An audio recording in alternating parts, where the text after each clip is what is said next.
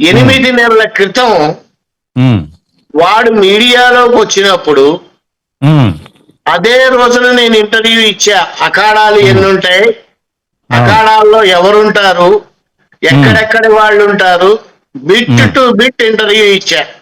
అవును. వాడికి అఖాడాలు అంటే ఏంటో కూడా తెలియదు. ఉమ్, ఇక మీరు ఇందాక ఆ, మాట్లాడిన దాంట్లో నాకు ఒక నవ్వు వచ్చింది. ఉమ్, ఏంటంటే వాళ్ళ అమ్మని చూడంగానే హక్ చేసుకుంది, వాళ్ళ ఉమ్, నాన్నని చూడంగానే హక్ చేసుకుంది అని అన్నారు కదా. అవును. ప్రీ ప్లాన్డ్ గా ఆవిడ ప్రిపేర్ అయి చేసి ఉండొచ్చేమో అని అనుకోవచ్చుగా. అవును. ఎందుకంటే సి తను తన గురించి నెగిటివ్ మాట్లాడుతూనే పాజిటివ్ లోకి వెళ్తా నేను.